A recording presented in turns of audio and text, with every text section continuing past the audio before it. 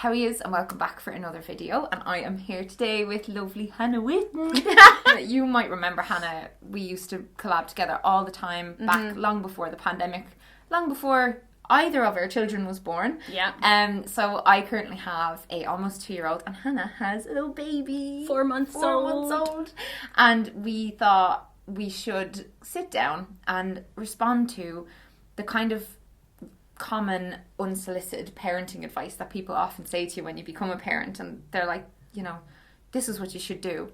My husband is phoning me. 1 second. My husband, you're Irish. My husband is calling me. The husband is bringing the 4-month-old to be fed. When you have your first child, everyone always wants to like give their opinions on what to do, and I know that a lot of the time it is obviously not meant in a negative way. It's meant as a, like, you know, they want to give you some valuable insight and stuff. But then, you know, it can be hard if it's not what like your own gut is telling you or whatever. And some of it is really good. Some of it has like really helped us. And some of it is quite clichéd. Like it's the stuff that you hear over and over again. And whilst you're like, I can see why this is good advice, but I hate hearing it all of the time. I asked on Instagram for you to send in like the most common ones that you hear all the time, and a lot of the same things came up over and over again. Okay, great. Yeah, and we'll say whether or not this has helped us or if we just think that piece of advice should just go straight in the bin.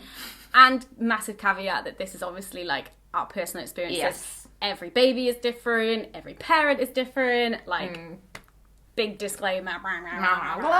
So one that came up a lot is sleep when the baby sleeps, and someone said do the laundry when they do the laundry. I will say I've definitely done a fair bit of sleeping when Rowan sleeps, so it's not like terrible advice.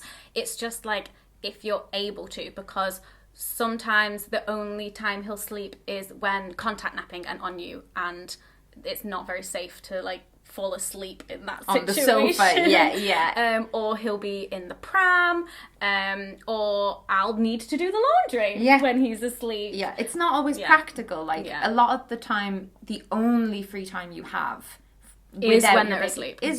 You know, it depends on obviously your exhaustion levels and stuff, but I do think it's a bit of a privilege to be able to say like, you know, I just sleep when my son sleeps.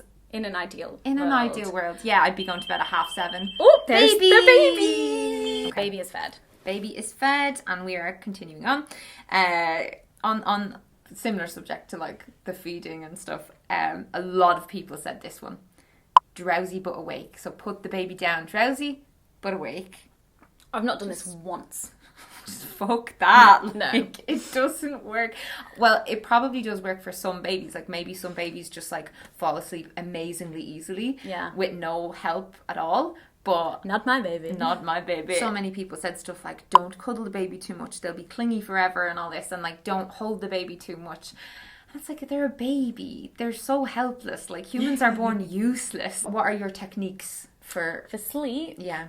Rowan will only go down on the boob or being like rocked to sleep, but you have to be stood up, walking around, patting his bum, singing.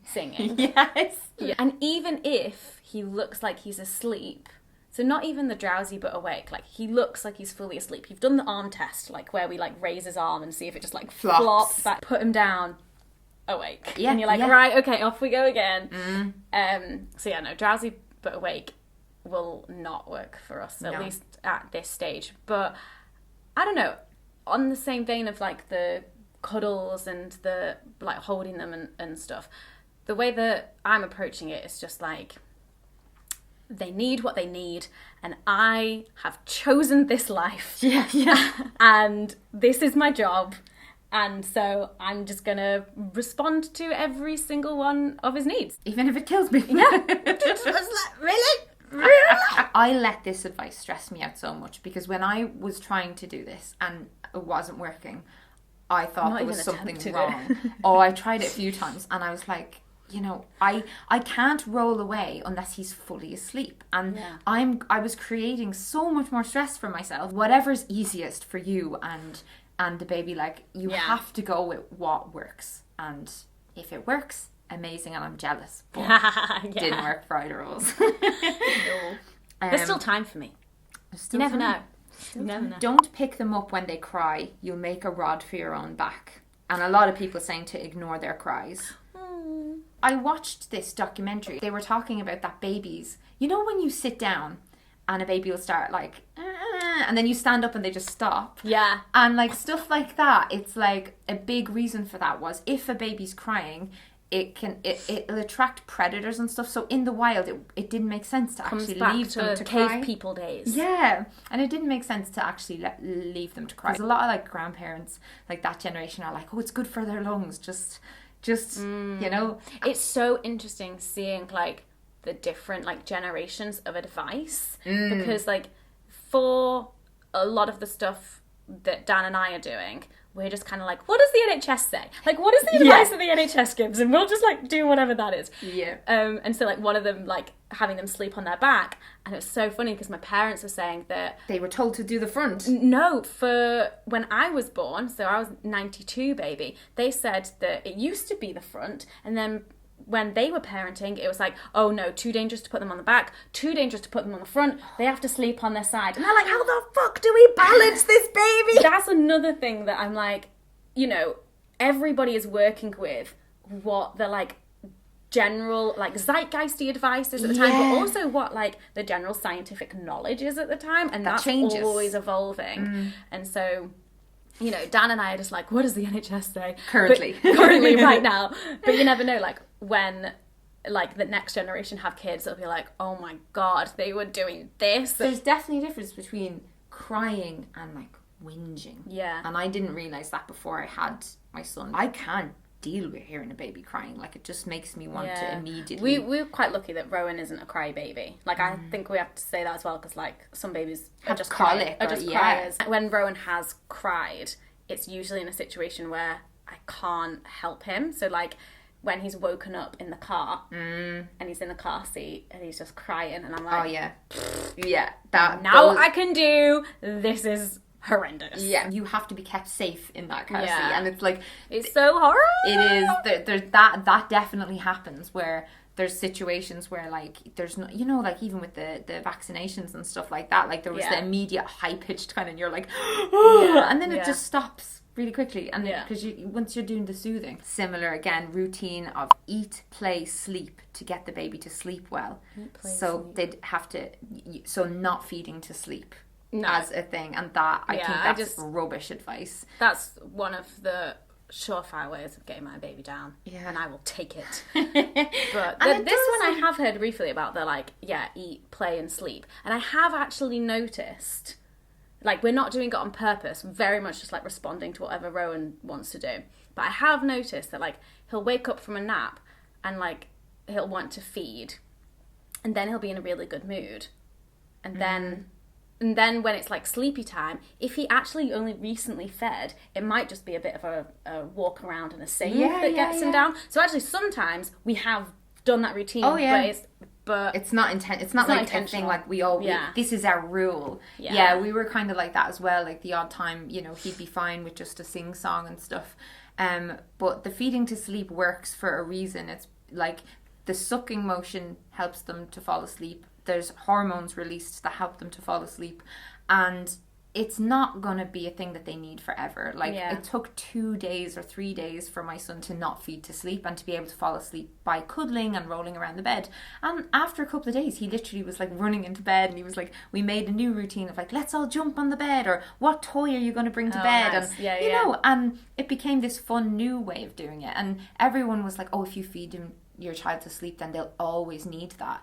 But I think where that advice comes in, where people are like trying to genuinely be helpful, is that if a parent has to go back to work, say, and the baby will only sleep at the boob and won't sleep any other way, they're like, oh, well, you might be setting yourself up for a lot of... That might be tricky. Yeah.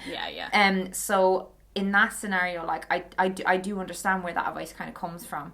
But if it works for you and your situation, then it's not something you have to listen to. The routine stuff gets me. Sometimes I'm like, see people like laying out these like huge daily routines for their babies. Changes every 2 days. And that's the thing I've noticed. It stresses me out. And I'm like, you're so organised, scheduled person. But for everything. having a schedule for my baby, like freaks me out, because even just there, look at that, like Dan came and you fed him in the middle of us filming, which wasn't planned. Like, can't plan this shit. You can't. No. It's just impossible. And if you do, like a lot of in hospitals, they do still give the advice like feed every 3 hours, but they don't mean only feed every 3 hours. They mean at least offer food every 3 hours if the baby hasn't looked for it. Yeah. And I think a lot of people take that as like, oh, I have to wait another 43 minutes. Oh, you know. see, but no, it stressed me out the other way around. Really? Because when Rowan was newborn, he would sleep like longer, and so it got to the point where he'd been asleep for 3 or 4 hours, and like you were worried. And you're like, do I wake him up to feed him? And sometimes, like when I was still in hospital, the midwives would be like really poking and prodding him to like try and get him to wake up enough to be able to latch. And that was actually quite brutal and like really stressful. Yeah, I didn't like that. And then guess what? Luckily, he just started sleeping less. Fuck me. Do not co-sleep. Which is, you have opinions about that. I have a lot of opinions about that. But the official advice is to co-sleep until they're 6 months old. Oh, but by co-sleep, you mean in the same room with you?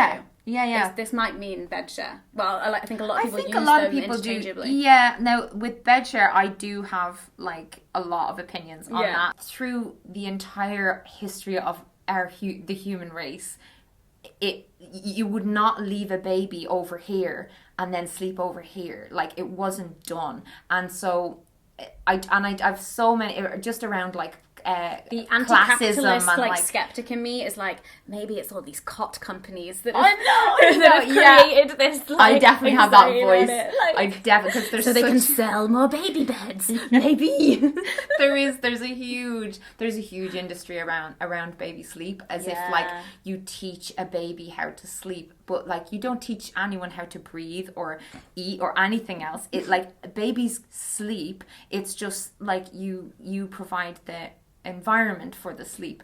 But no, I think bed sharing can be very dangerous if it's not done extremely safely and with a lot of common sense. And the studies on it include like falling asleep on a couch with a baby, or like people who are drinking and sleeping with a baby, or smoking in a room with a baby. Like, there's so many variables. I never intended to bed share. It was very much our situation at the time and how things worked out and how we could get the most sleep. I found that I was really struggling on how little sleep I was getting, that I was a danger the next day if I didn't get enough sleep through the night. So, and with the breastfeeding, I was reading a lot about how like you kind of naturally almost sleep in a certain position, and you're very much likely to wake. Every little motion he made, I would wake immediately. I'm like, so like if you know you're a very heavy sleeper, then like maybe don't, maybe have the co-sleeping cot. But my son just wouldn't sleep in the co-sleeping cot. It became a storage thing. And I see all these memes online of like people have the next to me crib and it's just full of nappies and everything. But I am going to try it again with my next baby, like, because I know a lot of babies do sleep in the co-sleeping cots. Your baby sleeps in a co-sleeping cot. Yeah, he sleeps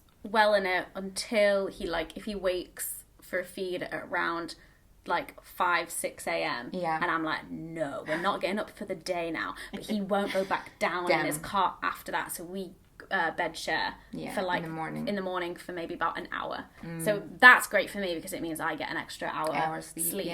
But because he sleeps well in the next to me, I'm just like, that's good. My genuine thoughts on it are like, it's happening anyway, and I think safe bed sharing advice should be given because it happens anyway. Like with abortion, like, you can have your opinions on abortion, but it happens anyway, and it should be safe and legal and accessible. So and I know like it's a very divisive subject with the bed sharing because different countries have different advice, but the lowest rate of SIDS is in countries where they very commonly bed share, but there's a lot of like education and talk about how to do it safe and stuff. So like, there's so much to do with duvets and like positioning and everything. This is another one where like, not with the bed sharing, but with the sleeping in the same room as them.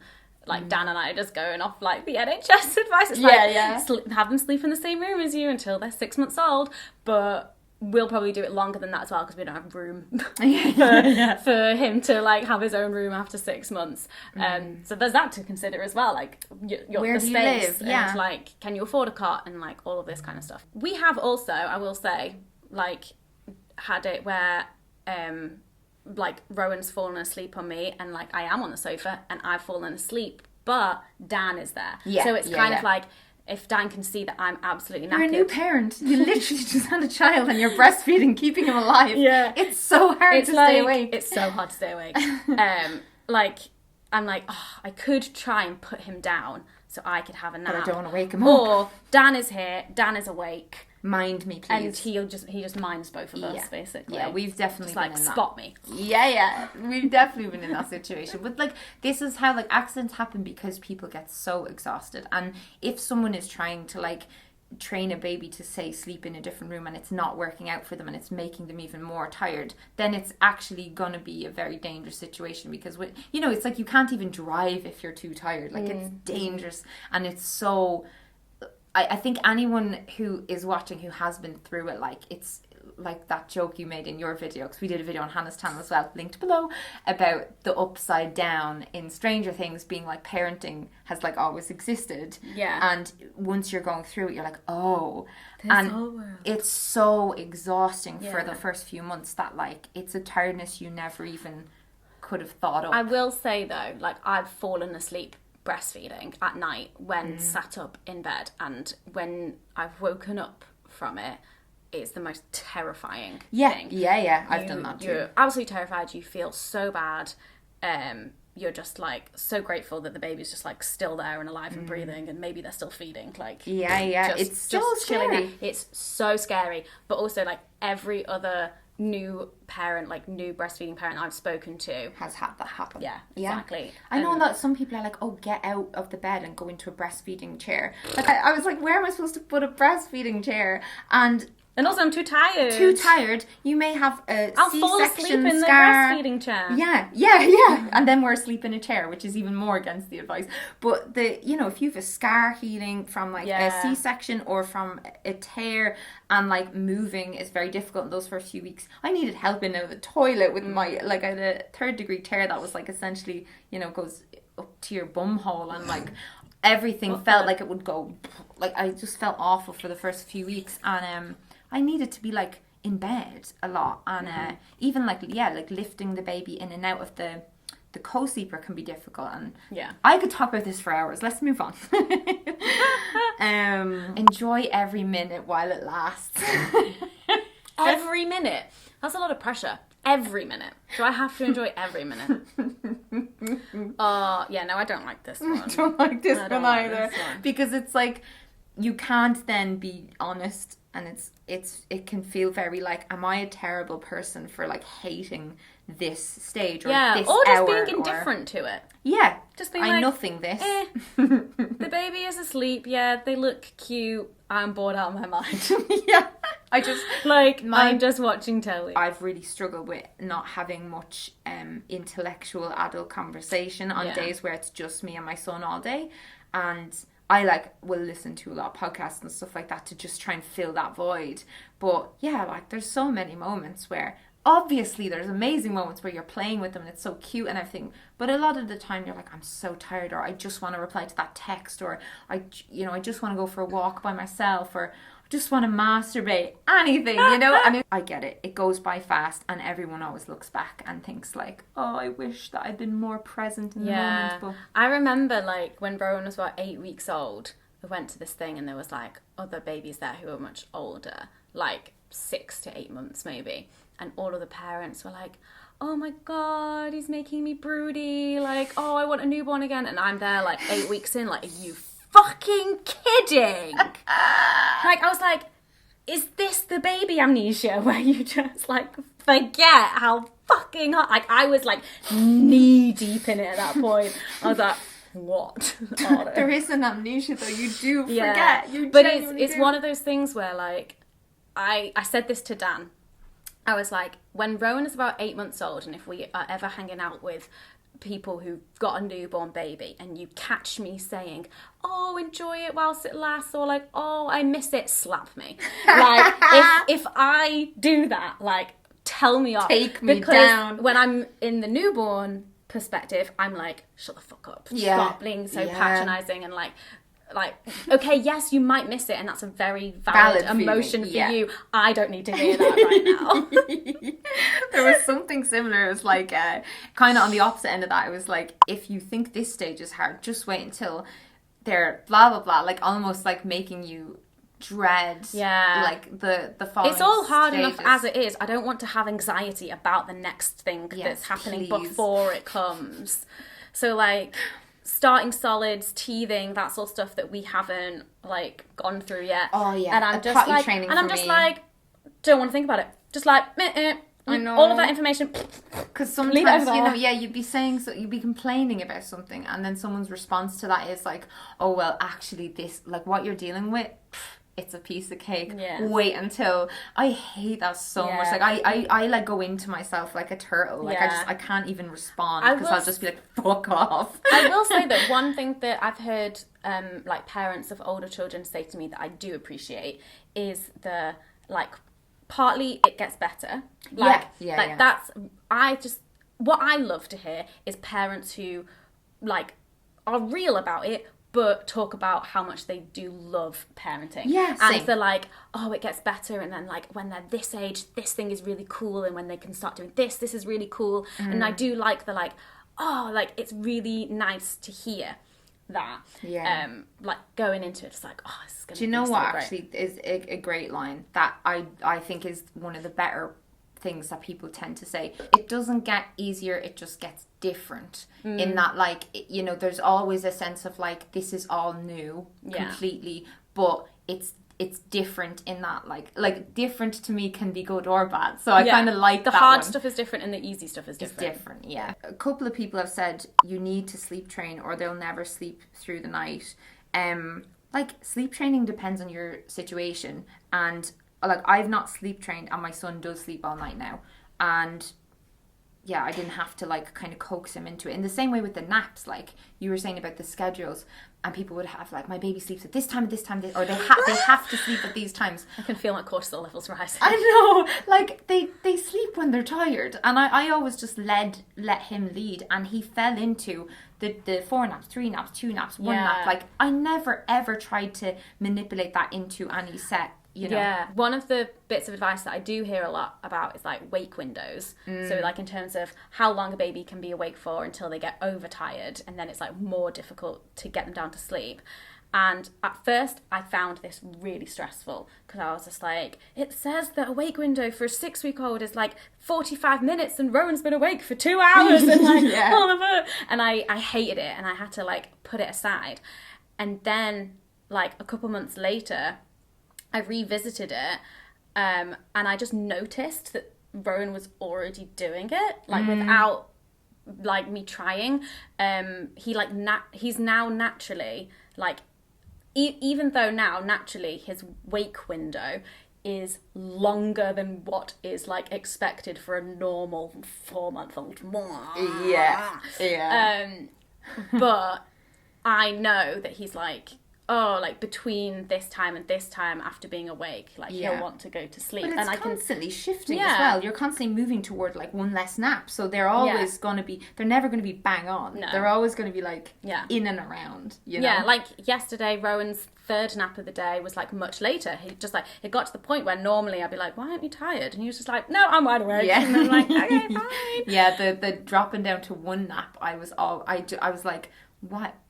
He just wasn't having the 2nd nap, and I was like, but then sometimes he would. He'd go 5 days, and then he'd desperately want this 2nd nap. I was like, I thought you were done. So it's just, I just follow him. But it's not true that if you don't sleep train, your baby will never sleep through the night.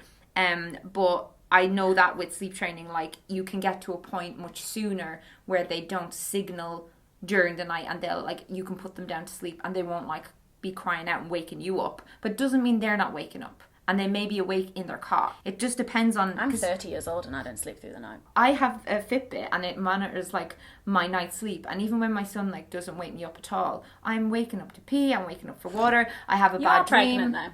I dream about a spider and I jump out of bed and scream, like, yeah. A few people mentioned chill parents equals chill child, or if you're a calm parent then your child will be calm, and like obviously like children have different temperaments and stuff, but what I take from that is that your child, like, you do model behavior. Like if you're the type to always fly off the handle and like throw something across the room or whatever, they see that and they're like, oh, like that's how you react to those things. Yeah, so that's kind of like when they're a bit older. There's definitely been moments of like high stress where I like, have to step away. Or like if both of us are there, then it's just like, you take him from, I just need to step away and calm down before I can be useful. Yeah, I definitely have that. But I know people where like they're really calm and their child is not. So it's not like, I don't think all children are going to be like, I'm going to be exactly like my mom and dad, because they're individuals and they all have their own personalities and like reasons why they respond certain ways and stuff.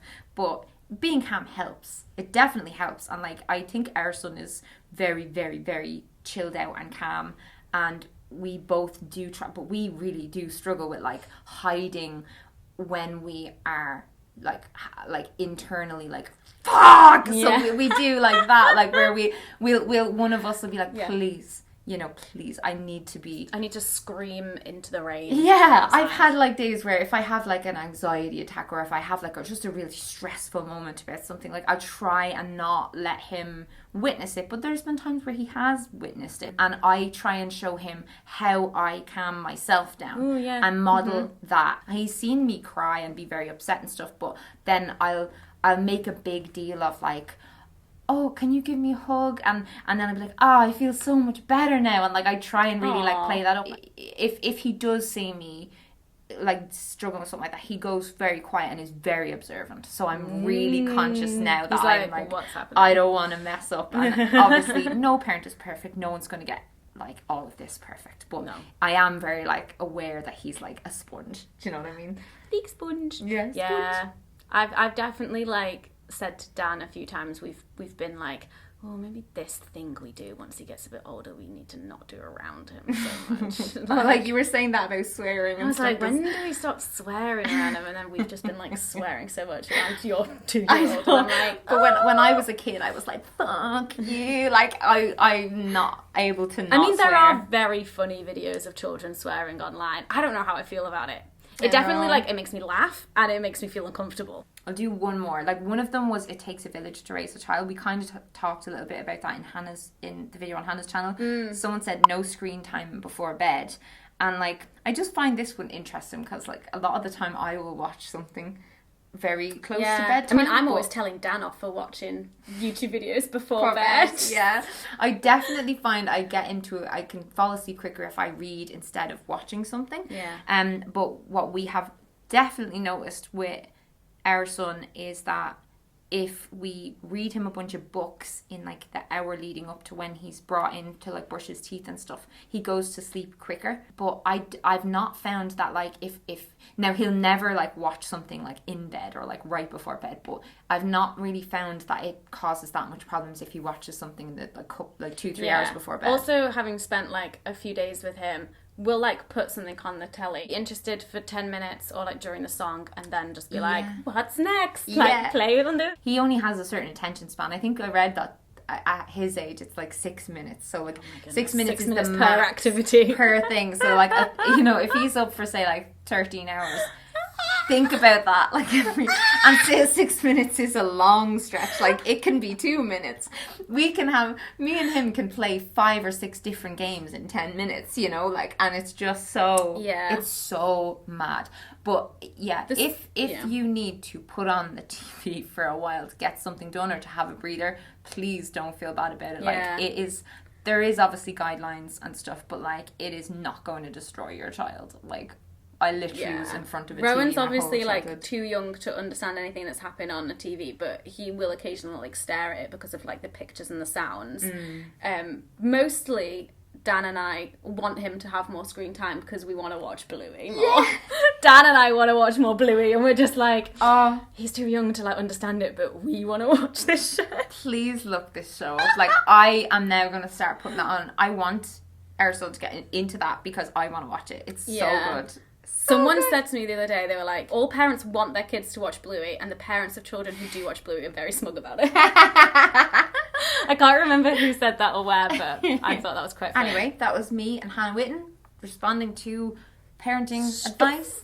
And follow Hannah. She has 2 channels. She has one channel and she talks a lot about sex and relationships, and she has a stoma and she occasionally talks about that. She also has a lifestyle channel as well, and she has a baby. So she's kind of, if you're in that stage where you have a new baby, like, go over and say hi. And thanks for having me. Thanks for having me. Say day. Day. What?